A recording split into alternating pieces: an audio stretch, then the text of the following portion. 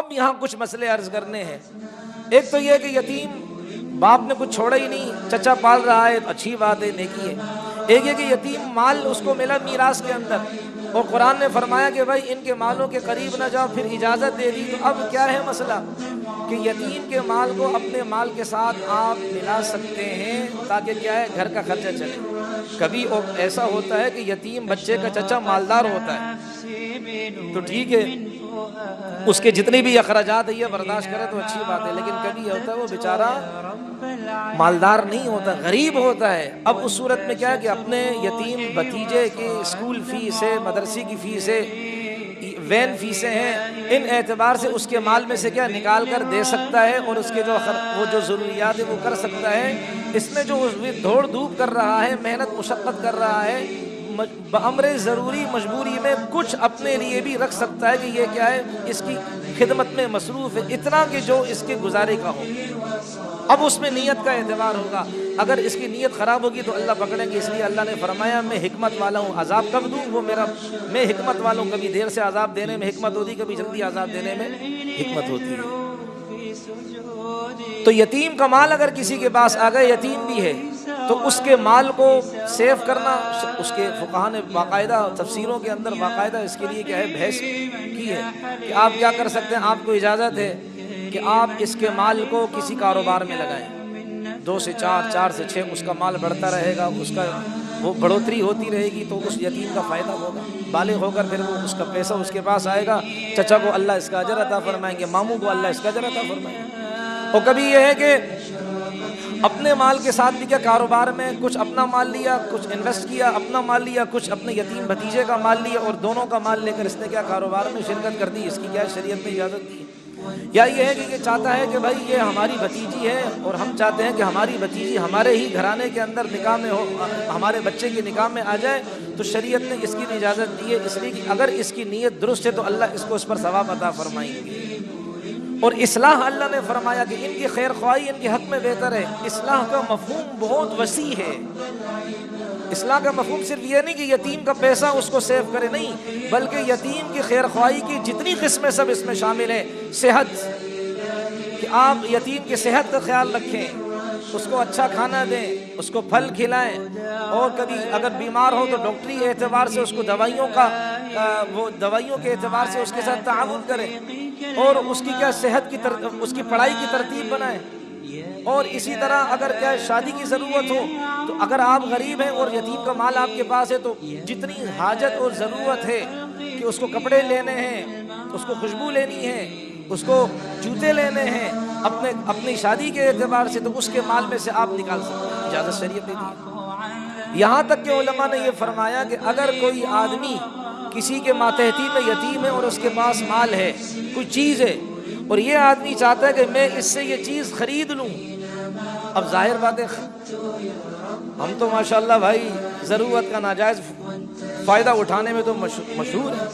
اب یتیم میری کسٹڈی میں ہے, میں کیا کر رہا ہوں, اس کی چیز جو ہے 2000 کی میں 1000 میں لے رہا ہوں, یہ اس کی ضرورت کا ناجائز فائدہ اٹھا رہا ہوں, یہ غلط. علماء نے فرمایا یہاں یہ کرے, اللہ ہمارے علماء کو جزائے خیر دے, ایسے ایسے مسائل امت کے سامنے رکھ دیے. علماء نے یہاں مسئلہ یہ بتایا ہے کہ پھر ایسا کرے کہ آدمی اگر وہ چیز عام طور پر اس کی مارکیٹ ویلیو ہے 2000 کی, تو یتیم کا ولی, یتیم کا جو کفالت کرنے والا ہے, وہ 2000 والی چیز اپنے یتیم بھتیجے یا بھانجے سے 2500 کی خرید لے تاکہ یتیم کو فائدہ ہو, نقصان نہ ہو.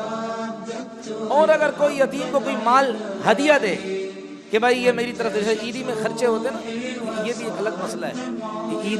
عید کے دنوں میں بچوں کو جو خرچی دی جاتی ہے, ماں باپ کہتے ہیں چلو بھائی یہ تو ماشاءاللہ ابھی ہمارا دروازہ کھل گیا, وہ بچوں کا ہے, آپ کچھ نہیں لے سکتے ہیں اس سے.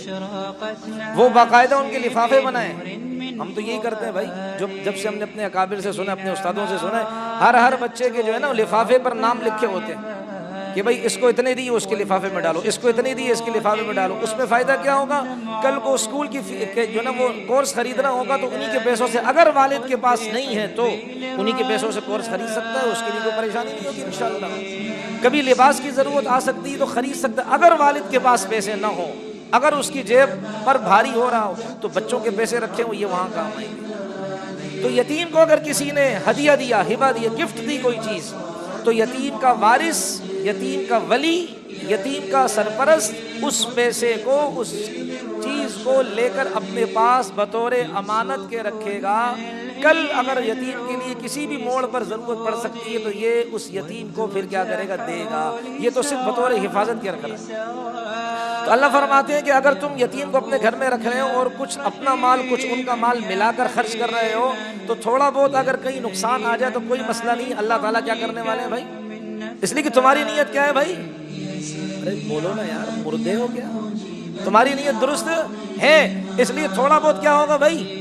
چلے گا، اللہ معاف کر دیں گے۔ اسی سے علامہ قرطبی رحمۃ اللہ نے مسئلہ نکالا ہے کہ رفقائے سفر، بعض لوگ جاتے ہیں نا آؤٹ آف سٹی، یعنی کہ دوسرے شہر میں جاتے، چلو بھائی گاڑی بک کی، بیٹھ گئے، 4-5 ساتھی بیٹھ گئی ہے، جماعت کے ساتھی ہیں وہ بیٹھ گئے، جا رہے ہیں۔ اب کیا ہے بھائی، ظاہر بات ہے راستے میں خرچ پانی، کھانا پینا ہوگا، چائے پینی پڑے گی، یہ دیگر لوازمات ہوں گی، اس کے لیے کیا بھائی پیسے نکالو، کتنے جمع کرے؟ 500 مثال کے تو 500۔ اب تو 500 پر بچے بھی راضی نہیں ہوتے۔ ہمارے امیر المومنین کی برکت ہے، جانتے ہو نا امیر المومنین کو؟ امیر المومنین صاحب کو جانتے ہو نا آپ؟ حضرت جی کی برکت ہے جی، آپ نے گھبرانا نہیں ہے، سمجھ گئے نا؟ تو اب یہ جو پیسے جمع کر رہے ہیں 500، اس میں کیا ہے؟ جمع کر دیے۔ اب ظاہر بات ہے کوئی میری طرح پیٹو ہوگا، زیادہ کھائے گا، تو کوئی اس کی طرح ہوگا بیچارہ الف، وہ کم کھانا کھائے گا۔ اب پیسے سب نے برابر ملائے، کوئی زیادہ کھا رہا ہے، کوئی کم کھا رہا ہے۔ علامہ قرطبی نے اسی آیت سے مسئلہ نکالا ہے کہ جب یتیم کے بارے میں جو اتنا سنجیدہ معاملہ ہے، اللہ وہاں فرماتے ہیں کہ تھوڑی بہت اونچ نیچ اگر ہو جائے تو معاف ہے، تو یہ تو یتیم سے ہلکا والا کیس ہے۔ اس لیے اگر کیا ہے، رفقائے سفر آپس میں پیسے ملائے 500 روپے اور اس میں کوئی کم کھا رہا ہے کوئی زیادہ کھا رہا ہے تو اللہ فرماتے ہیں معاف کیا میں نے۔ اس سے مسئلہ نکالا ہے۔ داد دیں ہمارے اکابر کو، ہمارے علماء کو، ایسے قرآن کریم سے مسائل نکال کر کے ہمیں بتاتے ہیں۔ اور امام اعظم ابو حنیفہ رحمۃ اللہ علیہ، جن کو ہم فالو کرتے ہیں، ہم ان کے فالوورز ہیں، ہم ان کو فالو کرتے ہیں۔ امام اعظم ابو حنیفہ رحمۃ اللہ علیہ یہاں تک فرماتے ہیں کہ یتیم آدمی اگر اس کا ولی جو ہے، وارث جو ہے، اگر یتیم کی شادی، پہلے تو اس کے ذمہ کس کی شادی کرائے، لیکن اگر شادی نہیں کرا سکتا، کسی بھی وجہ سے غریب ہے، تو جج کو چاہیے کہ وہ کیا کرے، اس یتیم کی شادی کروائے، یہ جج کے ذمہ وہ فیصلہ کروائے۔ قاضی، اس زمانے میں قاضی کہا جاتا تھا، آج کا جج کہا جاتا تھا، وہ فیصلہ کروائے گا کہ بھائی کیا جج کہے گا کہ یتیم کے لیے کیا شادی کے میں احکام نافذ کرتا ہوں۔ حکومت کو چاہیے، سربراہ مملکت کو چاہیے، وزیر کو چاہیے کہ اس یتیم کی شادی کرائے، اس لیے کہ اس کے ولی کے پاس پیسے نہیں ہیں، یتیم کو رلنے نہیں دیں گے۔ یہ شریعت کے بہترین احکامات ہیں، یتیم معمولی چیز نہیں ہے۔ بقول قاری طیب صاحب رحمۃ اللہ علیہ، دارالعلوم دیوبند کے محتمم صاحب، انہوں نے بڑی عجیب بات فرمائی۔ اللہ نے امت کی توجہ یتیم کی، اللہ کے نبی علیہ الصلوۃ والسلام نے امت کو متوجہ کیے یتیم کی طرف۔ اللہ کے نبی علیہ السلام نے یتیم کے احکام بتائے، انا وکافل الیتیم ہاکذا، میں اور یتیم جنت میں، یتیم کی پرورش کرنے والا، میں اور یتیم کی پرورش کرنے والا جنت میں اس طرح ہوں گے۔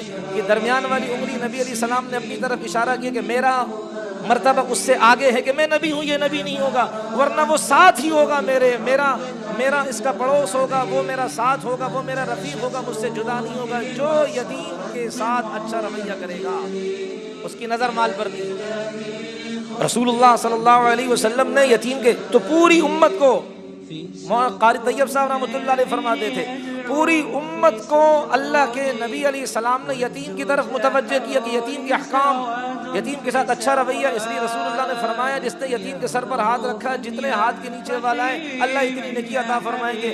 کون ہے جو گن سکتا ہے اتنی نیکیاں سوائے اللہ کے اور اللہ کے فرشتوں کے، جن کو اللہ نے اس پر مقرر کیا ہے۔